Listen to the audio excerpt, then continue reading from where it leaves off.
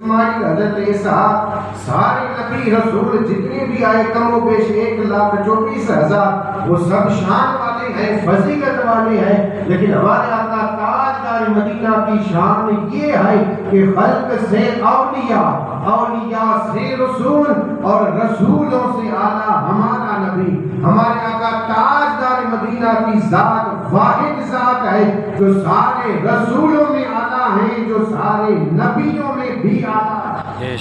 اللہ بھی ہمارا ایک، رسول بھی ایک، جو رب نے ہمیں مذہب عطا فرمایا وہ دین بھی ایک، اور جو کتاب رب نے عطا فرمائی وہ کتاب بھی، حالانکہ آسمانی کتاب مشہور کتابیں 4 ہیں، ان میں سے قرآن مجید ہے، لیکن وہ 3 کتابیں ہمارا ایمان ہے کہ وہ اللہ کی طرف سے ہیں، لیکن اب ان کا حکم نہیں چلے گا۔ ان میں سے ایک توریت تھی، ایک زبور تھی، ایک انجیل تھی، اور چوتھی ہے قرآن مجید۔ نہ توریت سلامت رہی، نہ زبور سلامت رہی، نہ انجیل سلامت رہی، بس حفاظت اگر کسی کی گئی ہے تو وہ کلام رب کا قرآن مجید ہے، اور خود رب نے فرمایا کہ محبوب ہم اس کلام قرآن مجید کی ہم خود حفاظت فرمائے۔ قرآن بھی واحد ہے، ساری چیزیں دیکھیں، اللہ بھی ایک، رسول بھی ہمارا ایک، مذہب بھی ہمارا ایک، قرآن بھی ہم سب کا ایک۔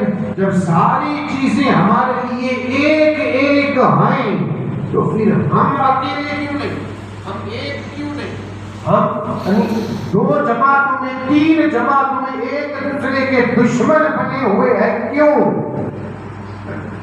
مذہب جب ایک ہے، دین ایک ہے، اور سب سے پہلے اگر دنیا میں بھائی چارگی جسے کہا جائے، میرے آقا تاجدار مدینہ نے سب سے پہلے مثال بنائی ہے، سب سے پہلے انصار کو بلایا، مہاجرین کو بلایا۔ انصار کہتے ہیں کہ جو مدینہ المنورہ میں رہ کر کے میرے آقا تاجدار مدینہ کے دیوانوں کی مدد فرمائی تھی وہ انصار ہے، اور جو مکہ معظمہ سے میرے آقا تاجدار مدینہ کے ساتھ اپنا گھر دولت سب کچھ چھوڑ کر کے دین اسلام کے لیے مصطفیٰ کے فرمان پہ لبیک کرتے ہوئے جو نکلے تھے وہ مہاجرین ہیں۔ انصار اور مہاجرین کو میرے آقا نے بھائی بھائی بنایا تھا، اور ان دیوانوں نے وہ مثال قائم کی ہے کہ انہیں جیسی مثال نہ کسی نے بنائی ہے نہ کوئی بنا سکتا ہے۔ بے شک تاریخ پڑھ رہے تھے، انصار نے کیا کیا تھا؟ مال جو خود کا تھا 2 حصوں میں بنا تھا، خود کا مال کے 2 حصے کیے تھے، اور کہا تھا کہ جب نبی نے تجھے میرا بھائی بنایا ہے، حالانکہ خونی سگے بھائی نہیں تھے، خونی رشتہ نہیں تھا، ایمانی بھائی تھے، میرے آقا نے کہا یہ ایمان کا رشتہ ہے، اور انہوں نے ایمان کے رشتے کو اتنا مضبوط بنا لیا کہ خون کے رشتے کی طرح سمجھنے لگے۔ اور انصار نے کہا کہ ہمارے پاس اگر مال ہے تو مال کے ہم 2 حصے کریں گے، کیونکہ آج سے تو میرا بھائی ہے تو آدھا میرا آدھا میرا۔ مثال دی تھی انہوں نے، آج مثال نظر نہیں آ رہا، تو ہمارا ابھی حال یہ ہے کہ دنیا ہم سے درس اور سبق لینے والی، دنیا ہم سے سبق لے، دنیا ہم سے درس لے، دنیا ہم سے سیکھ لے کہ نبی کے غلاموں سے سیکھنا پڑے گا، لیکن اب ہمارا حال یہ ہے کہ سگا بھائی سگے بھائی کا دشمن ہے۔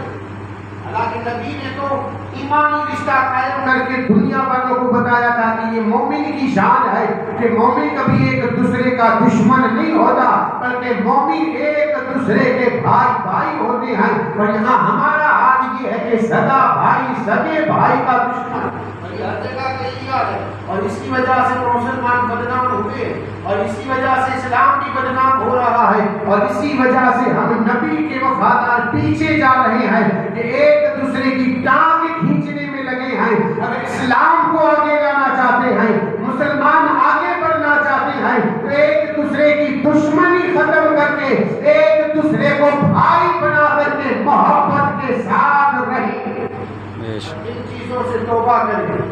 اللہ فرماتا ہے کہ میں توبہ کرنے والوں کو پسند فرماتا ہوں۔ اگر دشمنی ہو تو ختم کر دیں، اور ختم کرے تو دیکھیں دل سے ختم کرنا ہے، یہ نہیں کہ زبان سے ختم کر دے پھر بھی دشمنی لگے، یہ میں یہاں نہیں آؤں گا، یہاں نہیں جاؤں گا، میرے گھر بتانا نہیں، ایسا دل سے دیں. اور معاف کرنے میں میرے آقا تاجدار مدینہ خود فرماتے ہیں کہ معافی مانگنے والا اگر معافی مانگنے کے لیے آتا ہے معافی مانگ لے. اور اگر کوئی یہ سمجھتا ہے کہ میری عزت کم ہو جائے گی تو میرے آقا فرماتے ہیں میں مصطفیٰ جان رحمت قیامت کے دن اس کو اس چیز کا بدلہ عطا فرماؤں. بے شک سبحان اللہ. فرمائے حضور قیامت کے دن دنیا میں عزت ملے یا نہ ملے لیکن قیامت کے دن عزت ضرور ملے گی کیونکہ میرے آقا تاجدار مدینہ کا فرمان ہے دنیا بدل سکتی ہے. نبی کا فرمان ایک ہے توبہ ہر چیز سے کرے. چوری کرتا ہو تو چوری سے توبہ کرے, زنا کرتا ہو تو زنا سے توبہ کرے, جھوٹ بولتا ہو تو جھوٹ بولنے سے توبہ کرے, نماز نہ پڑھتا ہو تو آج سے نماز پڑھنے کا عہد کر لے. یہ ساری چیزوں سے توبہ کر لے. اور توبہ کیسی ہو توبۃ نصوحا, رب نے فرمایا سچی توبہ. دوسری چیز میرے آقا تاجدار مدینہ نے جو ہمیں مذہب عطا فرمایا, جو قرآن ہمیں عطا فرمایا, اس قرآن میں رب نے فرمایا پاکی. اور پاک رہنا یہ مومن کا کام ہے. جیسے اللہ ایک, نبی ایک, قرآن ایک, اسلام ایک, تو ہم سب کو بننا ہے ایک. ویسے اللہ پاک, نبی پاک, قرآن پاک, اسلام پاک. جب ساری چیزیں پاک ہے تو مومن کیسے ناپاک؟ مومن کو بھی ہونا چاہیے پاک, مومن بھی بنے پاک, مومن بھی رہے پاک. کیونکہ مومن یہ نہیں کہ ہر وقت ناپاک پھرتا رہے. مومن کا مقام یہ ہے کہ مومن پاک بھی ہو, مومن باوضو بھی ہو. بے شک پاک کے ساتھ باوضو بھی رہے. یہ حال ہونا چاہیے مومن کا. لیکن یہاں ایک بات اور عرض کر دوں, لیکن پاک جو ہے پاک رہنے کے لیے پہلے یہ بھی سیکھنا ضروری ہے کہ کن کن چیزوں کا ہونا ضروری ہے. ہمارے پاس اتنا علم نہیں. غسل بھی ہم نے کیا لیکن اب غسل ہوتا ہے کہ نہیں یہ بھی ہمیں بتانا. یہ ساری چیزوں کا سیکھنا ضروری ہے. غسل میں کتنی چیزیں فرض ہیں, کیا کیا ہے, کس طریقے سے غسل ہوگا, اور پھر صرف اتنا ہی.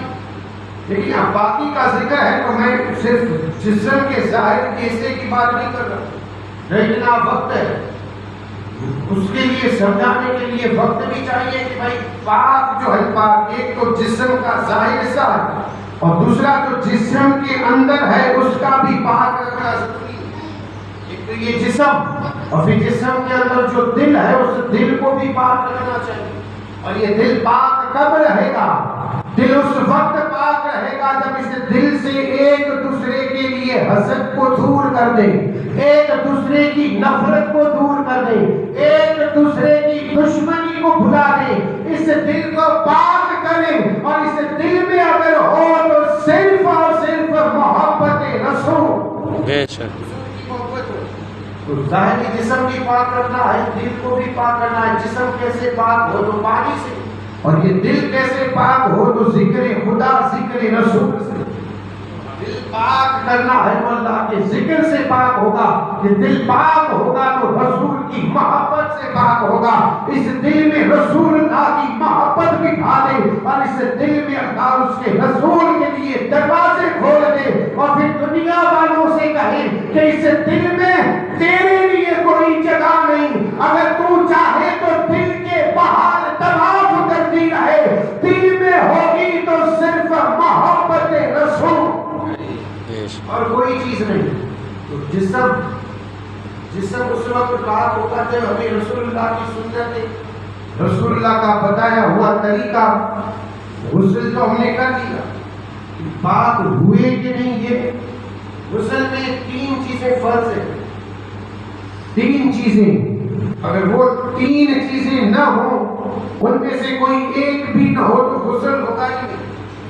ان میں سے پہلا ہے گرگرے کرنا, یعنی گلے تک پانی, اور یہ پہنچانا ضروری ہے. اور یہ رمضان کے علاوہ, رمضان میں نہیں. پھر دوسری ہے یہ ناک کی نرم ہڈی جو ہے یہاں تک پانی پہنچانا. اور پھر تیسری بات یہ ہے کہ پورے جسم پہ پانی بہانا. یہ 3 غسل میں فرض ہے, اس میں خیال نہیں. بال برابر بھی اگر جگہ باقی رہی تو غسل نہیں ہو سکتا. بال برابر بھی اگر جسم میں، اور ظاہر سی بات ہے یہ کان کا حصہ، اندر والا حصہ، یہ پھر اوپر والا حصہ، پھر یہ آنکھوں کی پلکیں جو ہیں، یہ پھر ہمارے یہ جسم کے اعضاء جو دکھائی دیں گے، جیسے بغل ہے، دو رانوں کے بیچ میں ہے، گھٹنے کے نیچے ہے. اب یہ ساری چیزیں جو ہیں دھیان نہیں جاتا ہمارا اس طرف کے پانی پہنچا ہے کہ نہیں. کبھی کبھی ایسا بھی ہوتا ہے کہ ہاں یہ گھٹنے ہیں ان کے پیچھے کی جگہ سوکھی رہتی ہے، اب یہ سوکھی رہے گی تو غسل نہیں ہوگا. کبھی یہ بھی تو ہوتا ہے کہ بغل کے نیچے پانی نہیں پہنچتا، پہنچانا چاہیے. کبھی یہ بھی ہوتا ہے کہ ہمارے کان جو بالکل سوکھے رہتے ہیں، پانی نہیں پہنچتا. تو ان ساری چیزوں کا دھیان رکھیں.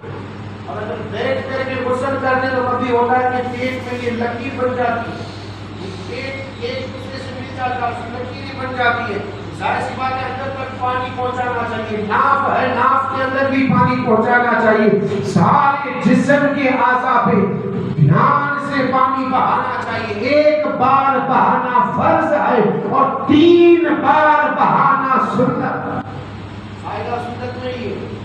ایک بار تو بہا لیا، لیکن ہو سکتا ہے کہ ہر جگہ پہ نہ پہنچاؤ، پھر دوسری مرتبہ بہایا جائے اور پھر تیسری مرتبہ بہایا جائے، اور دل یہ کہتے کہ ہاں اب ہر جگہ پہ پانی پہنچا ہے، تب جا کر کے غسل مکمل ہوا. اس میں بھی بہت ساری چیزیں سنتیں ہیں غسل سے پہلے، اور وہ ساری چیزیں سیکھنی پڑے گی.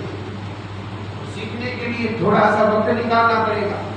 صرف اتنا ہی نہیں، لیکن میں ہر جگہ پہ ایک بات کہتا ہوں اور یہاں پہ بھی کہوں گا، اپنے بچوں کو علم سکھاؤ. آپ یہ کہتے ہو کہ ہم تو نہ سیکھ پائیں لیکن بچوں کو سکھائیں. بچہ جب گھر مدرسے سے گھر میں آئے تو اسے پوچھیں کہ آج کیا سیکھ کر کے آیا، کون سی چیز سیکھ کر کے آیا. کہیں ایسا نہ ہو کہ جن اولاد کے لیے ہم نے دعائیں کی کل وہی اولاد ہمارے لیے سورہ فاتحہ نہ پڑھ سکے. جب سورہ فاتحہ نہ پڑھ سکے تو پھر کس کام کی اولاد، کہ جو اولاد ہمارے لیے نماز جنازہ بھی نہ پڑھا سکے، ہمارے لیے دعائیں مغفرت بھی نہ کر سکے. اولاد مانگی ہی اسی لیے جاتی ہے کہ مرنے کے بعد ہمارے لیے دعائیں مغفرت کرتی رہے. تو ان اولاد سے پوچھیں، غسل کا طریقہ پوچھیں، وضو کا طریقہ پوچھیں، نماز جنازہ کی دعا پوچھیں، نماز جنازہ پڑھنے کا پڑھانے کا طریقہ پوچھیں، نماز جنازہ کی دعا پوچھیں. دعا یاد نہ ہو تو کیا پڑھنا چاہیے وہ ساری چیزیں پوچھیں. بچوں سے پوچھیں. سے اسکول جاتا ہے واپس آتا ہے، اکثر دیکھا گیا کہ پوچھا جاتا ہے کیا پڑھایا گیا، کہ وہاں پیسے دیے جاتے ہیں. یہاں یہ سمجھتے ہیں کہ یہاں ہمیں مفت میں مل رہا ہے، لیکن حقیقت یہ دین مفت میں نہیں آیا. یہ دین ہم تک مفت میں نہیں پہنچا ہے. ہم تو یہ سمجھتے ہیں کہ بس پلیٹ میں کھانا ملا، صرف کھانا، نہ بنانے کی ضرورت پڑی، نہ کوئی چیز خریدنے کی ضرورت پڑی، بس بیٹھے پلیٹ میں کھانا آیا اور ہم نے کھایا. لیکن اسلام اس طریقے سے نہیں پہنچا ہے. اسلام یہاں پہنچا ہے تو کئی صحابہ کرام نے اپنے جانیں قربان کر دی ہے. حضرت بلال جیسی ہستی کو گرم ریت میں لٹایا گیا ہے. عمار بن یاسر جیسے کو تکلیفیں دی گئی ہے. عمار بن یاسر کے والد اور والدہ کو اسلام کے خاطر شہید کیا گیا ہے. حضرت خبیب کو تکلیفیں دی گئی ہے. ان سارے صحابہ کرام نے تکلیفیں جھیلی ہے، تب جا کر کے اسلام ہم تک پہنچا ہے. اور صرف اتنا ہی نہیں، تو جب یزید امام علی مقام کا آیا اور اس وقت بھی اسلام کو مٹانے کی کوشش کی گئی اور یزیدوں نے اہل بیت مصطفیٰ پہ تیروں کی برسات برسائی اور پھر بالیں، تیر، بالیں، برچی، تلواریں، ان ساری چیزوں سے حملے کر کے ایک ایک شہزادہ رسول کو شہید کرتے گئے اور انہوں نے اپنی شہادت دی ہے. تو صرف اسلام کے لیے کہ اسلام ہم تک پہنچے تو اس اسلام کو سمجھیں اور اس اسلام کو اپنی زندگی میں اتاریں. ہماری کا عزت بنا